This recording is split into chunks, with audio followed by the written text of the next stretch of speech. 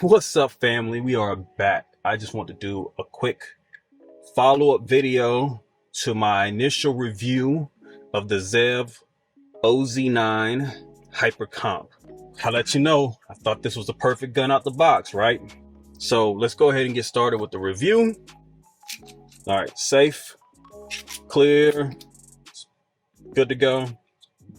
All right, so real quick, ZEV OZ9C Hypercomp, made by ZEV's Technologies. They used to make ZEV or Glock parts. This is a Glock clone technically, but it was made ground up anyway, but compatible with Gen 1 through Gen 3 parts. This is the version 1. I did say that this gun was perfect or could be perfect out of the box. Real quick, let me go ahead and show you the range footage. It shot, just to let you know, 0 malfunctions, 0 issues. All the issues people complained about before did not have.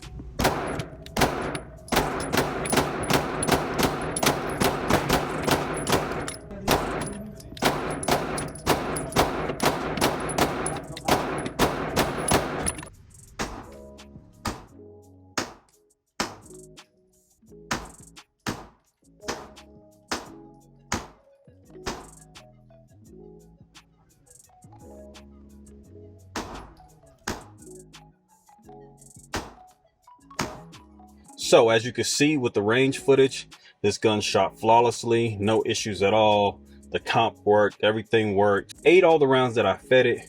No issues, no concerns at all. No ejection issues, no failures to feed, nothing. So the gun itself, as I said, everything worked. My magazine release worked. I love the mag well. I will say that I'm probably gonna have to go with the X grip, the X compact grip instead. That's slightly longer because this is kind of tight and it's forcing my finger a little up. So I did notice that when I was shooting, but just holding it, it doesn't bother you. But when you're shooting it, you kind of feel it. So I'm gonna end up going with the X grip instead, which will extend it down a little bit more. Use the same mag well, so no issues. The actual stippling grip texture is perfect. Like I said, no issues there. Magazine release works, functions properly, no issues at all. No issues at all. Slides in and out with no problems. Giggity, giggity, giggity goo. I love the gun. The gun was great. I will say 2 things. First off, so I messed up and, well, I ain't gonna say I messed up. We'll just say I looked at a lot of YouTubers' initial reviews of the gun and they complained about the ZEV trigger. So when I purchased the gun and was waiting to come, I purchased a Timney trigger with it. Then I got the gun and I realized the ZEV trigger was awesome and I didn't really need the Timney trigger. But since I had it, I figured I would go ahead and test it. And I put it in and it did not work. You big dummy. Yeah, I was pissed. So ZEV's proprietary trigger housing would not work with the Timney Alpha trigger. So what I had to do was buy a Lone Wolf trigger housing and connector to match with the Timney trigger in order to get it to work. And once I put those together, that was in its own little housing. So I just dropped that in, pulled the whole ZEV piece out, put it in, and I'm glad I did it. 2 reasons. 1, I got the bronze trigger. Can you see that? It matches the barrel perfectly, so I'm happy about that. I might even look for a bronze magwell or some base plates, but that is amazing. I love it. Second off, man, this trigger right here, let me go ahead and show you. So that it doesn't really have a wall. Like, I could say that's the wall right there, but it's really no wall. It just pulls into it right there and it goes off. And then the reset, that's the reset, and it's a forceful reset. Oh, that's another thing I had to replace too.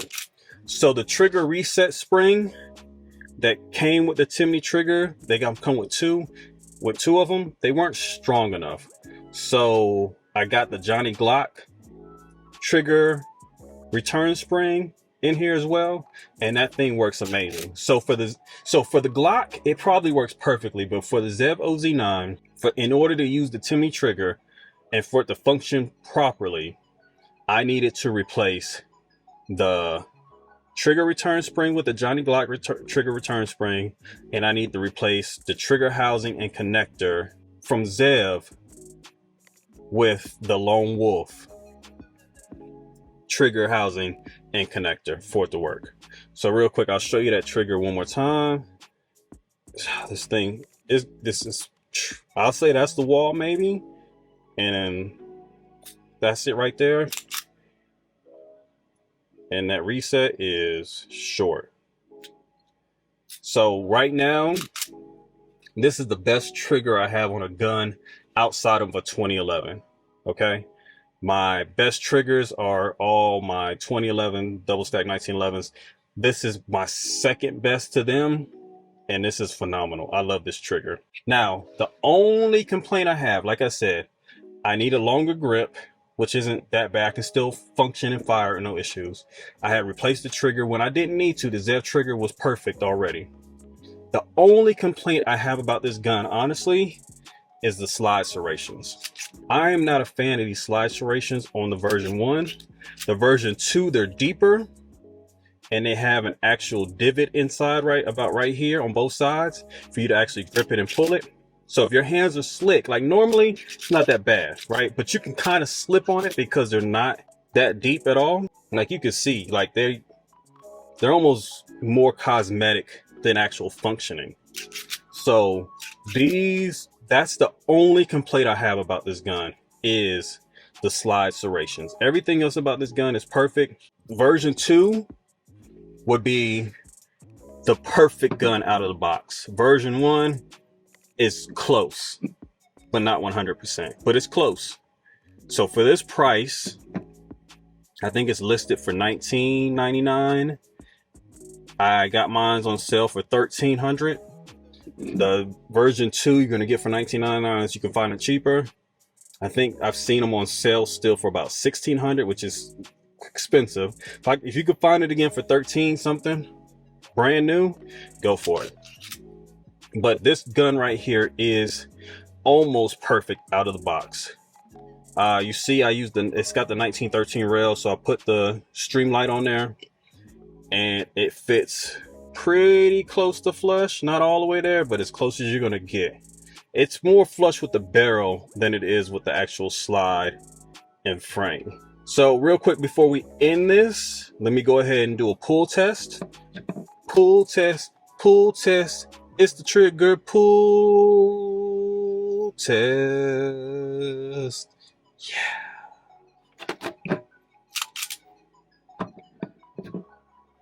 All right, so let's see where we're at now. All right, what's that? 2 pounds 7 ounces.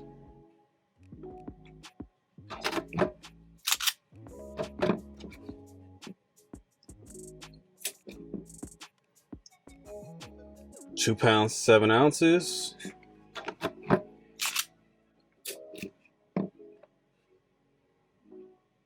£2 2 ounces. Let's do one more, because I pulled that a little too short. 2 pounds 6 ounces. So 2 pounds 6 ounces trigger pull. So we lost about a pound off the actual trigger itself. Honestly, again, if you can get you a Zev OZ9 at the right price, not the $2,000 price, but the right price, go ahead and pick it up. If you're a fan of Glock, great gun. I love this gun. This is one of my favorite guns. This has been my EDC so far, but I'm going to change it out from being my EDC because I do not want this to get confiscated if I'm involved in an actual firefight. Yes, it would be nice to use this gun, but I have other guns that shoot well. So I don't want law enforcement to take this gun and keep this gun. This might be a house gun, or if I start doing competitions in the future, this might be a competition gun. But as of right now, it's been my EDC. Again, I love this gun. It's an amazing gun. Zeb did a great job. They took their time like they were supposed to, seen everything that Glock was doing, and up the game from there. Real quick, the holster that I'm using is the Photon. This is the Alien Gear Photon for the Glock 19, and this fits in there perfectly, no issues at all. And this is with the TLR 7 sub light, so it fits in there good, no issues, goes all the way down. This has been my EDC. I carry appendix, so if you have any questions, there you go. So thanks again, fam.